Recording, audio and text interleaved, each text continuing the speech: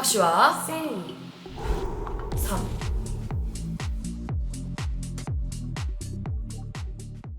심장이 안 좋은 한 학생이 있었어요.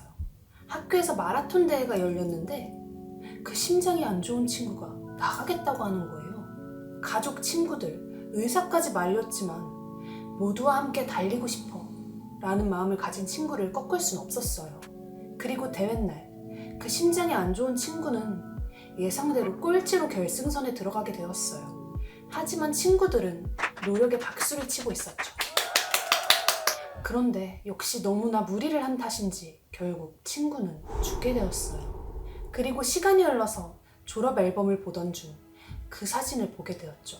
그 마라톤 당일날의 사진이요. 그런데 그때 결승선에 들어왔을 때 박수를 치던 사진, 뭔가 하나 이상한 게 있어요. 웃는 얼굴로 박수를 치고 있던 반 친구들, 정말 신기하게 한 명도 빠짐없이 같은 타이밍에 박수를 치고 있더라고요. 두 손을 모아서 마치 무언가를 비는 것처럼요. 그건 진짜 축하의 박수였을까요? 제발 죽어줘. 나 죽었으면 좋겠어 그냥. 나 재밌잖아 죽어. 어떤 한 여자가 길을 걷고 있는데 약간 나이 든 할머니 같은 사람이 지나가다가 그 여자한테 말을 거는 거예요. 그런데 그 말이 좀 이상했어요. 처녀, 아유, 처녀 미래가 좀 어지럽구만. 기분이 찜찜해진 그 처녀는 무당을 찾아가게 되었어요. 그리고 그 무당은 이런 말을 했죠. 너는 미래가 나무 같은 존재야. 너만의 나무를 찾아.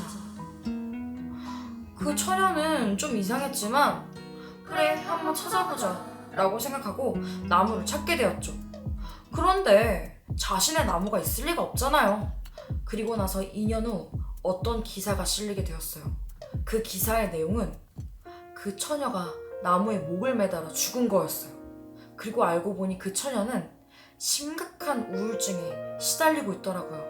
이 무당과 할머니는 그 처녀의 미래를 예측한 걸까요? 너만의 나무를 찾아라.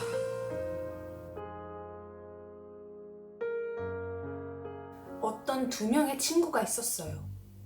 이 둘은 학교에서 왕따였죠. 그런데 어느 날 하굣길에 일진들을 만난 거예요. 그 뒤로 심한 괴롭힘에 시달리고 빵 셔틀까지 되었죠. 하지만 이 둘은 우리 수능 끝날 때까지만 참자. 괜히 엄마 아빠한테 말해봤자 걱정이나 끼치고 선생님도 우리 말 안 들어줄걸? 이러면서 꾹 참고 학교를 다니기 시작했어요. 날이 갈수록 괴롭힘은 심해졌고 도서실 끊으라고 받은 돈까지 다 뺏겨버렸죠. 그래서 하는 수 없이 학교에 남아서 공부를 하곤 했어요. 그런데 어느 날부터 친구 한 명이 조금 이상해지는 거예요.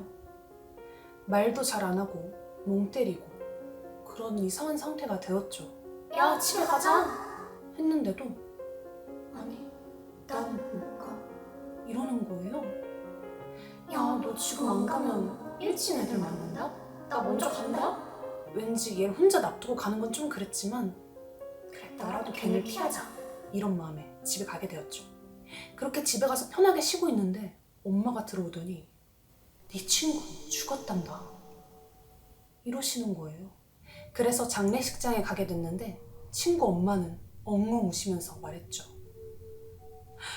너는 왜 죽었는지 알 거 아니야. 얘가 왜 죽었는지 말해줘. 하지만 말할 수 없었어요. 그러면 왜 그동안 비밀로 했는데? 그리고 너 혼자 살아남은 거야? 이런 소리를 듣기 싫었거든요. 그리고 그 후로 일진들의 괴롭힘도 잠잠해졌어요. 좀 미안하지만 죽은 친구한테는 고마웠어요. 그렇게 평범하게 학교를 다니고 있었는데 어느 날부터 꿈에 그 죽은 친구가 나타나는 거예요. 꿈 배경은 친구와 사이좋게 학교에 다니던 그 시절 그대로였죠. 그런데 고통스러운 건 괴롭힘 당하는 고통까지 똑같이 느껴지는 거예요. 근데 하나 바뀐 점이 일진들한테 맞으려고 하면 죽은 친구가 나타나서 이 손목심으로 이걸로 찔러. 이러면서 무기를 하나씩 주는 거예요. 죽일 때마다 쾌감이 일어났죠. 그리고 시간이 갈수록 무기는 점점 더 발전했어요. 꿈속에서나마 그 일진들에게 복수를 해서 기분은 좋았지만 날이 갈수록 몸은 쇠약해져 갔어요. 성적도 다 떨어졌죠. 한 달 반쯤 됐을까? 이제 그것도 지치는 거예요. 그래서 꿈에서 친구한테 말했어요. 나 이제 그만 죽이면 안 돼? 죽일 만큼 죽인 것 같아. 하지만 친구는 말했죠. 아니야, 거의 다 왔어. 좀만 더 힘내. 하면서 커터칼을 딱 쥐어주는 거예요. 그런데 희한한 건 평소와는 꿈의 분위기가 좀 다른 거예요. 안 들리던 비명소리와 목소리까지 들렸고요. 뭐지? 하고 꿈에서 깼는데 거긴 집이 아니라 정신병원이었어요.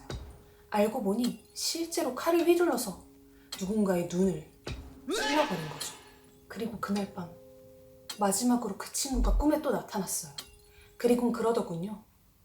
복수해줘서 고마워. 너 대체 왜 그랬어 나한테? 라고 하니까 그 친구는 복수해줘서 고마워. 이 말만 되풀이했죠. 여러분, 꿈에서 혹시 누군가 부탁하면 절대 들어주지 마세요. 지금부터 무요미 타임!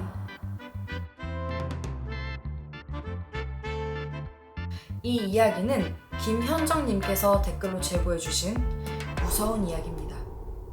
옛날에 한 여자와 1살짜리 어린 아기가 살았어요. 그 둘은 매우 가난했기 때문에 끼니도 계속해서 거르게 되었죠. 너무 배가 고파진 어머니는 무언가라도 해야 됐어요. 그런데 어느 날 어떤 남자가 다가오더니 그 남자가 이런 부탁을 하는 거예요.